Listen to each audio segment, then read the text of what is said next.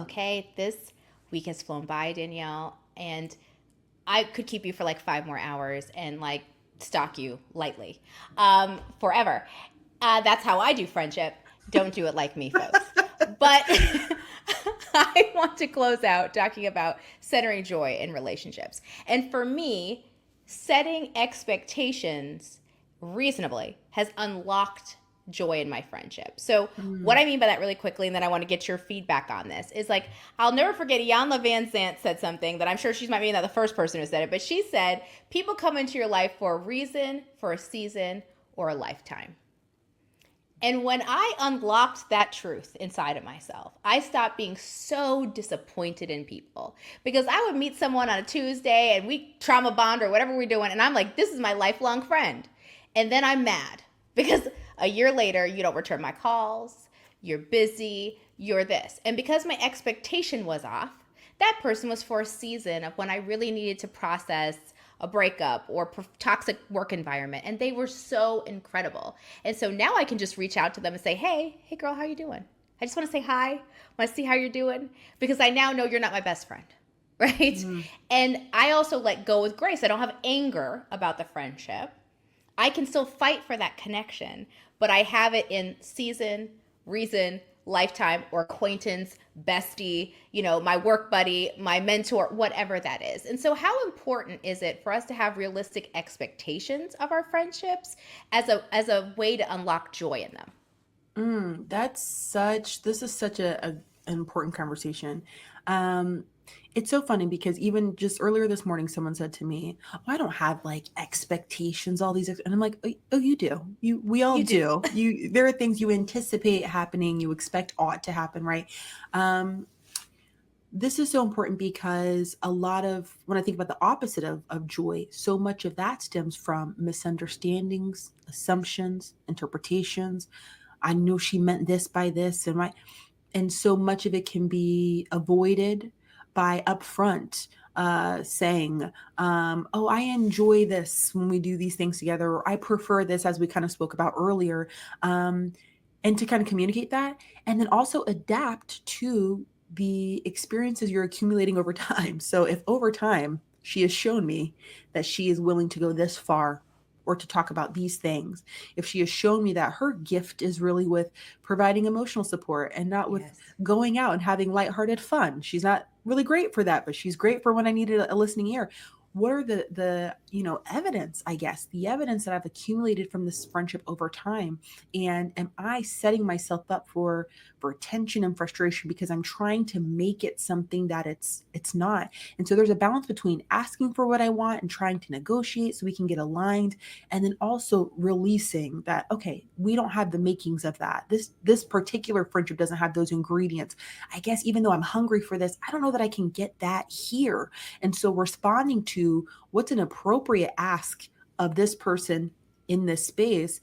And if I can't get it here, I don't think that's necessarily settling, but how can I find joy with what this realistically is? So she's my gym buddy, and I'm trying to, transition her over to my happy hour friend and my church buddy, but it's not working, right? So you know what? She is an awesome gym buddy, and she makes the gym so much more fun. Can I release that and experience more joy in accepting and allowing this to be what it is, while also having the courage when, if I want to, I feel like I'm courageous enough to ask for what I want.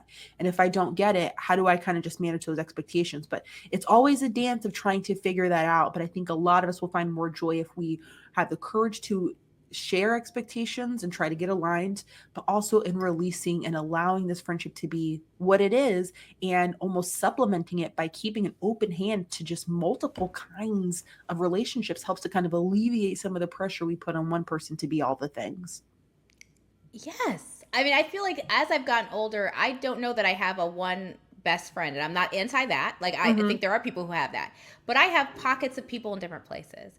I have a person that I just talk about TV shows. I have a friend I talk about opting into reciprocity and it not meaning what people think it is, which is like 50-50.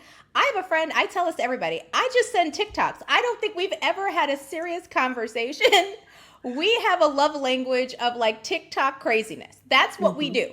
I have 8 TikToks waiting for me right now. They're all going to be guaranteed hilarious. And I'm going to send her 6. And so I don't get to be upset if she doesn't know Kelley's having a rough day today. Kelley just is struggling to make her ends meet, whatever the situation is. Because my expectation of this friend is I'm always going to be able to open up my TikTok and I'm going to laugh. And I'm not getting rid of that person. Are you kidding me? That's valuable to me. I love TikTok and I love what she's bringing. Yeah. But I don't go into it expecting everyone to be that person. And yet I have people who are amazing. They're therapists. I can send them a voice note today and be like, I am struggling with X. You are a fellow therapist, girl. Free therapy for 15 minutes. Hit me with it, right? And she can do the same. I have another friend. And so because I've released the one size fits all friendships, Mm-hmm. I have so much joy. You see me smiling about Yeah, those folks? yeah. Now flip it and say, like, I sent TikTok person a 5-minute voice note about the pain I'm in, and she sent me a TikTok. I'm mad now. Now I'm like, this is trash. What are we doing? I'm by myself. You know what I'm saying? Like, Yeah. if you lose the joy, the acceptance unlocks the joy, right? Yeah. Oh, 100%. And, I'm so curious around, I wonder if, and this is a theory, I wonder to what degree women might struggle with this more because, the research tells us that women are more dyadic. We're more one-to-one in our friendships. And even from little girls, you come home and your mom's like, oh, is that your best friend? So Yes. it's almost like trained to like find my other person. So it sometimes does become really tricky and tempting to kind of splinter off and go to our one-on-ones. And so because this is my dynamic, this is my one split off friend, yes, I expect us to have fun shared experiences and deep, meaningful conversations and goals set together and all the things, right? But as I listen to you describe what brings you joy, you're painting me a picture of this texture that you have in your friendship landscape overall. And I'm wondering if we do have the fun friend, the spiritual friend, the goal setting, business minded girly, if we have all those things, we recognize the fullness and abundance in our friendship landscape overall because we're drawing that joy from the collective instead of the singular person. And to your point, I know some people have that and that's a beautiful thing, but Yeah. to know that I can get all the things I need from my community. I can laugh, I can, be challenged spiritually. I can get some business tips and we're sharing resources together. And that's what this relationship is we share resources, so I think for people who kind of lean into the abundance and the variety and diversity of their social portfolios. I mean, the research supports that too, that the more friends you have, the happier you are, which I know some people are like, what? And obviously it goes to a certain degree. The girl with 400 friends, she's tired. Okay. So not her, right? But I don't think it necessarily speaks, I wonder, to like a person who has so many friends and extrovert is just automatically happier. My theory is that a person who has relational diversity and has a plentiful friendship landscape, it probably signals something about her overall lifestyle. She's probably at the gym and at the church and at her kids' school and at the community park and volunteering. And that's how she knows all these people. So I think it's less about she has a bunch of bodies, in her Rolodex. I think it's more about the woman who is plugged into lots of different communities, lives a lifestyle, a rich lifestyle that is filled with activity and connection and love.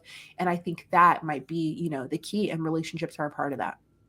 It's a joy. And it's the joy. It's like I have a team. I don't have a Mm-hmm. bestie anymore, but I have a team. And sometimes for me, that's been better because if my bestie's sick or not around or moves or changes time zones, then I lose everything because it's in that one person. But when I've spread it out, and then I only have positive reactions as well to everybody, to the gym buddy, to the business buddy, to the spiritual mentor, whoever that is. I think that is I agree with the theory. I'm co-signing it. I do think, and I love that word texture because it just conjures up this image. It's richer, right? It's not Mm-hmm. this thin fabric that stretches on for miles of like a million friends. It's more like it's bringing texture and comfort and joy to your life to have it that way. So I love that. I think that is really, really, really exceptional the way you are wrapping that up and categorizing that and the theory that you have.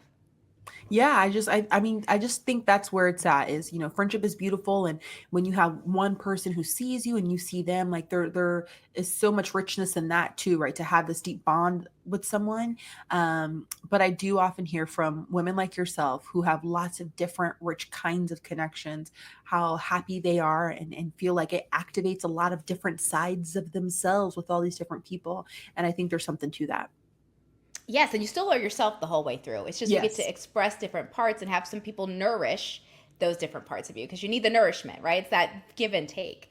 And that's really what this is about. It's about fighting for our friendships. I love that we went there instead of being like, this is how you cut someone out your life. It's like this is I mean, you might have to. That might be part 2. And that is something that has to happen.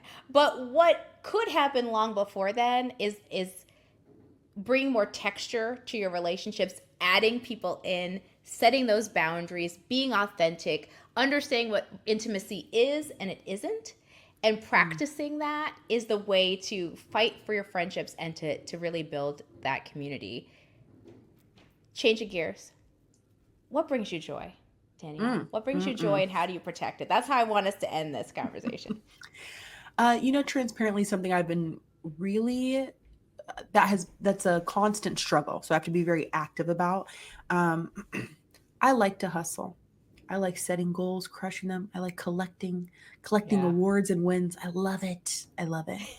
I thought that brought me joy. I have had to intentionally practice slowing down, not putting my hat in the running for all the things.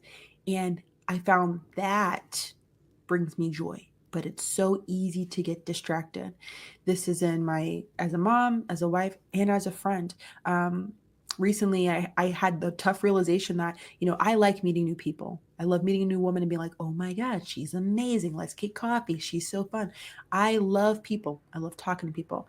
But I've noticed that it's also sometimes been a distraction because I overlook my top girls because I'm like, oh, she'll be there. Like, she's my girl. She's not going anywhere, but not nurturing that.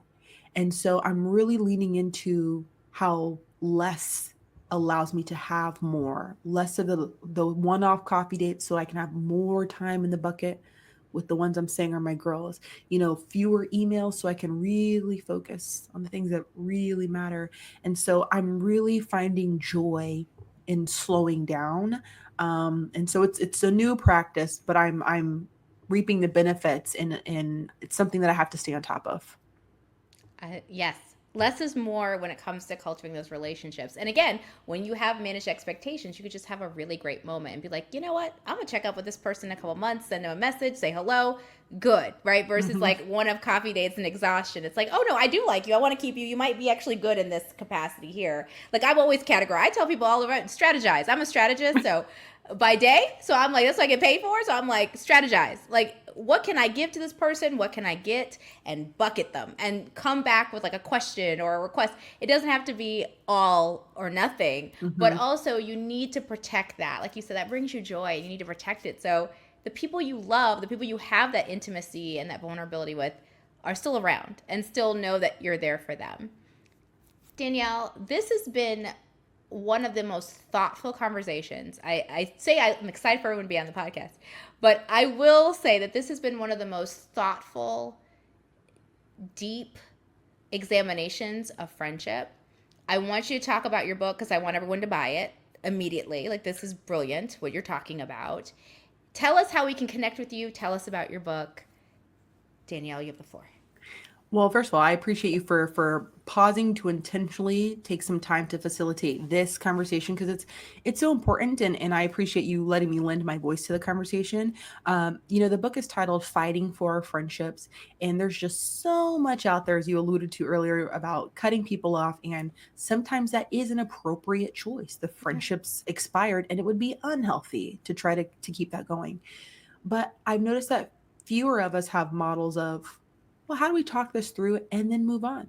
So the book is kind of in multiple parts, but essentially we wanted to help women understand the mechanics of women's relationships. It doesn't have to be a mystery. Why do we come together the way that we do? What are some things that we uniquely qualify as relational violations that maybe men do not? So, kind of looking at how do women operate differently, and then how do we develop some resilience, relational resilience, so that we can really enjoy all that friendships have to offer. And at the end of the day, I hope that this is one of many friendship books people have on their shelves. The same way you've probably got 12 relationship books, this shouldn't be the one friendship book. There are other women in this space and sharing really interesting insights. But I am happy to see healing happen. I'm seeing friendships restored. I'm seeing women who were previously kind of cynical and hardened start to soften and say, okay, well, maybe I'll give this another try. And so I'm so excited to see the healing that's happening, and I'm just happy to be able to lend my voice to that conversation and to that movement. So everything lives at betterfemalefriendships.com, and we're just here to be a resource to show women how they can enjoy a little more satisfaction in their platonic relationships with other women. Love it. We're going to include all of that in the show notes, as well as connecting with you on socials. Please, please, please cop this book. It is brilliant. It is thoughtful. It is just what we need in this space as Black women. Danielle, thank you for lending us your voice, for writing the book, and giving us your time this week. Thank you for having me.